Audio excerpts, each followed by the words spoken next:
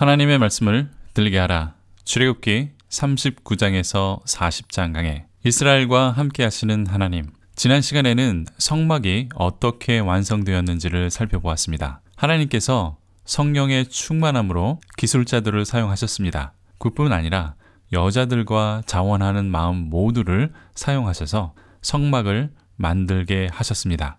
이제 성막에 대한 이야기가 마무리되면서 출애굽기의 내용도 마무리가 됩니다. 출애굽기 39장에는 제사장의 복장이 어떻게 만들어졌는지 그것을 말씀하고 있습니다. 출애굽기 39장 1절에서 9절에 에봇에 대한 이야기가 나타납니다. 에봇을 만드는 방법은 출애굽기 28장 6절에서 14절에 이미 나타났습니다. 출애굽기 28장의 말씀대로 이제 출애굽기 39장에서 만들었다라는 것을 보여주는 것입니다. 때문에 아주 비교적 간단하게 나타나고 있습니다. 여기에서 나타나는 특징은 에봇을 한 사람이 만든 것이 아니고 여러 사람이 함께 만들었다라는 것을 강조하고 있습니다. 그리고 5절 후반에 보면 여호와께서 모세에게 명령하신 대로 그대로 만들어졌다라는 것을 강조합니다. 이렇게 하나님의 말씀대로 만들어졌다라는 것을 반복적으로 보여주면서 이것이 중요한 것이라고 우리들에게 말씀하고 있는 것이죠. 그리고 출애굽기 39장 8절에서 21절에는 흉패에 대한 이야기가 나타납니다. 흉패 역시 28장 15절에서 28절에 그 지침에 따라서 충실하게 만들어졌다라는 것을 강조합니다. 흉패도 한 사람이 만든 것이 아니라 여러 사람이 만들었습니다. 15절에 보면 그들이 라고 이렇게 시작을 하는데, 그리고 다시 한번 21절에 여호와께서 모세에게 명령하신 대로 이렇게 그대로 만들어졌다라는 것을 강조합니다. 그러니까 여러 사람이 하나님의 말씀대로 만들었다라는 것을 반복적으로 보여주고 있습니다. 출애굽기 39장 22절에서 26절에는 에봇의 겉옷을 말씀하고 있습니다. 22절에서는 에봇 받침 긴 옷이라고 되어 있습니다. 22절에 그가 옷을 만들었다 이렇게 시작하고 있는데, 개역 개정은 단수로 그가 만들었다 이렇게 되어 있는데, 이것도 원래는 복수로 그들이 만들었다 앞에서 강조하고 있는 것처럼 여러 사람들이 하나님의 말씀대로 만들었다라고 일괄적으로 번역이 돼야 하는데 좀 아쉽습니다. 이렇게 한 사람이 아닌 여러 명이 만들었고, 26절에 여호와께서 모세에게 명하신 대로 그대로 만들어졌다라는 것을 여기에서도 강조하고 있습니다. 39장 27절에서 29절에는 속옷이 나옵니다. 우리가 현재 알고 있는 그런 속옷을 말하는 것이 아니라 받침으로 입는 옷인데, 28절에 속바지로 번역된 그 옷이 속옷입니다. 27절에 속옷은 안에 받쳐 입는 옷을 말하는 것이고, 28절에 두건이라고 번역된 모자 같은 것은 터번을 말하는 것입니다. 또 관이라고 번역된 머리띠가 있습니다. 이 또한 29절에 여호와께서 모세에게 명령하신 대로 이렇게 만들어졌습니다. 29장 30절에서 31절에는 순금으로 금패가 만들어져 있습니다. 머리에 붙이는 것인데 여호와께 성결이라고 글이 새겨져 있습니다. 이 금패는 거룩한 왕관과 같은 상징적인 것입니다. 또 31절에 여호와께서 모세에게 명령하신 대로 이렇게 만들어졌다. 이것이 계속해서 반복적으로 나타납니다. 여기까지가 성막이 완전히 완성이 되고 건축된 것입니다. 이제 39장 32절에서 43절에는 모세가 성막이 잘 건축되었는지 살펴보는 장면이 나타납니다. 완성된 성막의 기구들을 일일이 나열합니다. 그리고 42절에 여호와께서 모세에게 명령하신 대로 이스라엘 자손이 모든 일을 마쳤다고 되어 있습니다. 이 또한 여호와께서 모세에게 명령하신 대로 이루어졌다라고 강조하는 것이죠.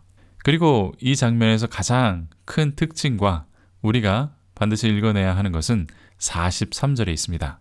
모세가 그 마친 모든 것을 본즉이라고 되어 있습니다. 모세가 보았다 이렇게 되어 있죠. 이 구절은 창세기 1장 31절에 하나님이 지으신 그 모든 것을 보시니 보시기에 심히 좋았더라. 저녁이 되고 아침이 되니 이는 6째 날이니라. 이 구절과 연관이 되어 있습니다. 하나님께서 천지를 창조하시고 보셨습니다. 그리고 보시기에 좋았다. 이렇게 기록이 되어 있죠.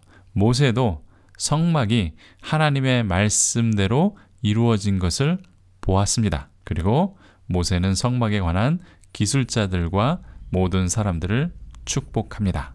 이렇게 창세기에 하나님의 명령으로 만들어진 이 세상과 또 하나님의 명령으로 만들어진 성막을 같은 위치에 올려놓고 이렇게 보고 있다라는 것을 우리들에게 보여주는 것입니다.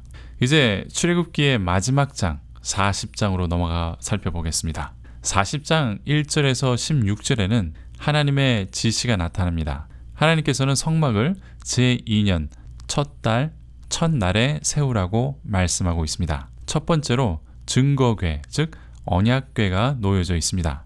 여기를 중심으로 성막이 세워지고 성막의 기물들이 놓여집니다. 그러니까 하나님께서 임하시는 성막을 기준으로 주변이 완성되는 것입니다. 하나님의 임재가 모든 것의 기준이 되는 것이죠. 출애굽기 40장 17절에서 33절에 보면 모세는 하나님의 지시에 따라 실제로 성막을 세웁니다.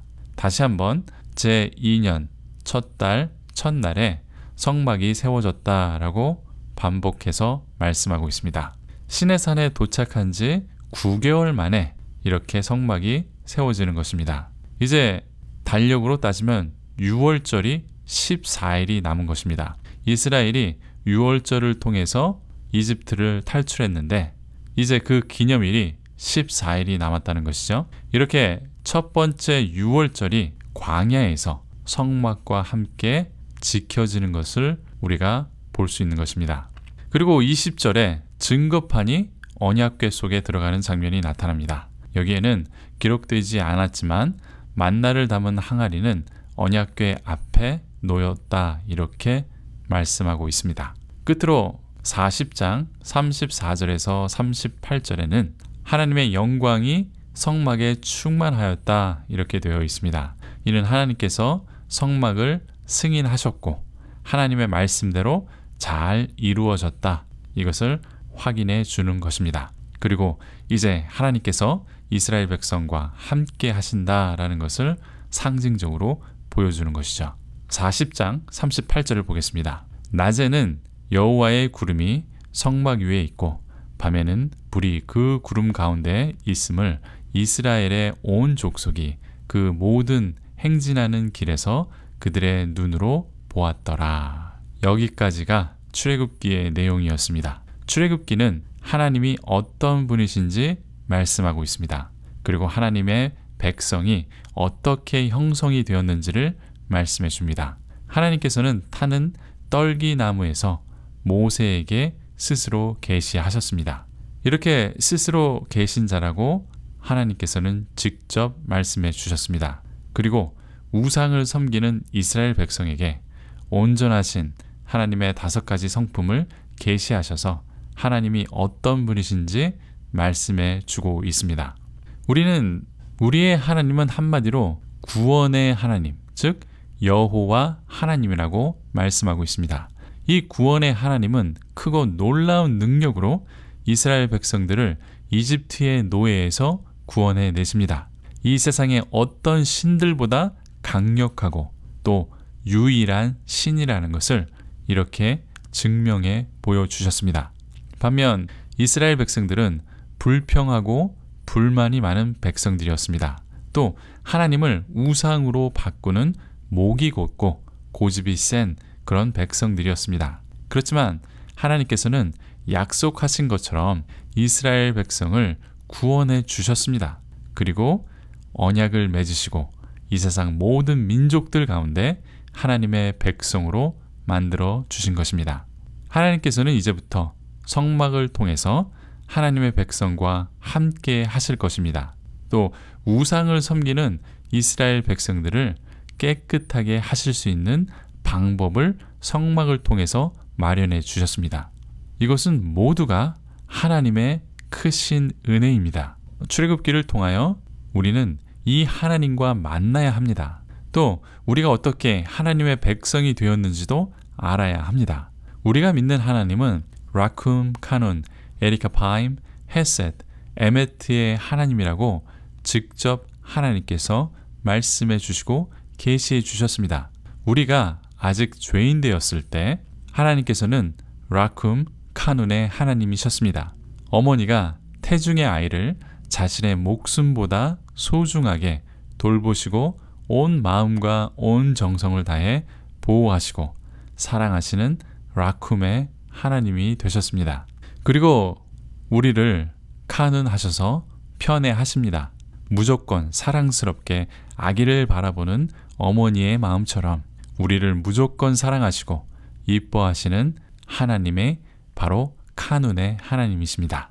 아기가 울고 떼쓰고 시간과 장소를 가리지 않고 아무리 보채도 어머니는 그 아이를 달래고 그 아이를 사랑스럽게 쳐다보고 사랑하는 그 어머니의 마음이 바로 카눈의 하나님입니다. 예수님께서는 이렇게 우리를 라쿰 카눈 하셔서 십자가에서 피 흘려 우리 대신 돌아가셨습니다.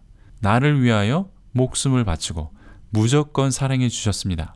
우리가 죄인이고 하나님을 모르고 하나님을 대적하는 그러한 존재였지만 예수님은 이렇게 자신의 목숨보다 우리를 소중하게 생각하셔서 십자가에서 이런 죄인인 나를 사랑해 주시고 보호해 주신 분이라고 몸소 보여주신 것입니다. 그래도 우리는 목이 곧은 백성입니다. 이 하나님의 사랑을 잘 알지 못합니다. 예수님의 십자가의 희생을 헛되이 말할 경우가 많습니다.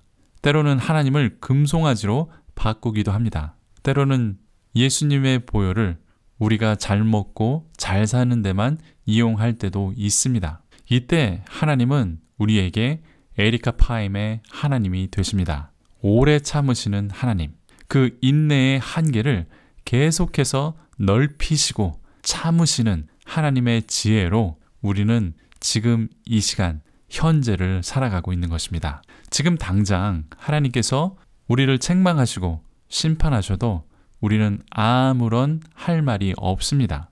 그렇지만 하나님은 지금도 인내하시고 우리를 사랑하고 이렇게 에리카파임으로 끝까지 참고 계시는 것입니다. 그리고 하나님은 헤셋 에메트의 하나님입니다.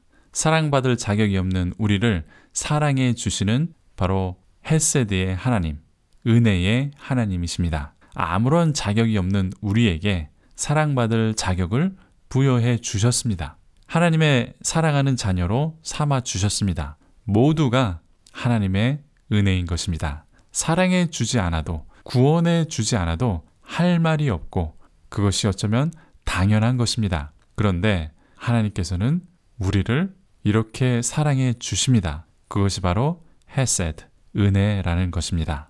또한 에메트, 진실로 우리를 인정해 주십니다. 우리는 아무리 보아도 죄인이고 아무리 노력해도 죄인입니다. 그런데 예수 그리스도의 은혜로 의롭다고 인정해 주시는 것입니다. 이것이 에메트의 하나님, 진리의 하나님이십니다. 믿기만 하면 의로운 사람이라고 인정해 주시는 것이 에메트의 하나님이죠. 우리는 이 하나님에 대한 이야기를 출애굽기를 통해서 보았습니다. 많은 분들이 출애굽기 강해를 할 때 지도를 펼쳐놓고 역사적으로 이렇게 설명하고 있습니다. 그렇지만 아무리 지도를 펴놓고 이스라엘의 여정을 살펴보아도 이 하나님의 모습은 발견할 수 없습니다. 이집트와 주변 나라의 역사와 고고학을 살펴보아도 우리는 이 하나님의 온전하신 5가지 성품을 발견할 수 없게 될 것입니다. 많은 교재들은 출애굽기를 보면서 이집트를 탈출하는 과정과 홍해를 건너는 장면을 열심히 설명하고 있습니다. 시내산에서 율법을 받고 성막을 세우고 가나안 땅으로 가는 그 여정을 준비하는 것으로 출애굽기를 이해하고 있습니다. 하지만 출애굽기의 가장 큰 핵심은 하나님이시고 그 하나님이 어떤 분이시며 또 하나님의 백성은 어떤 하나님의 백성인지 이것을 출애굽기는 우리들에게 말씀하고 있습니다. 출애굽기의 하나님은 스스로 계시하는 하나님이십니다. 하나님의 온전하신 5가지 성품을 말씀하고 있습니다. 그리고 하나님이 어떤 분이신지 하나님의 이름을 말씀하고 계시하고 있다는 것입니다. 여호와 하나님, 구원의 하나님, 스스로 계신 하나님, 우리는 이 하나님을 출애굽기를 통해서 만나야 합니다. 우리는 출애굽기를 통하여 위대한 스스로 계신 자 주 하나님, 이 하나님을 알아야 하고 이 위대한 스스로 계신 자 여호와 하나님께서는 라쿰, 카눈, 에리카파임, 헤셋, 에메트의 하나님이라고 그 성품을 계시해 주시고 우리는 그 하나님의 성품을 알아야 합니다. 이 하나님과 출애굽기를 통해서 만나시기를 간절히 축원드립니다. 아멘.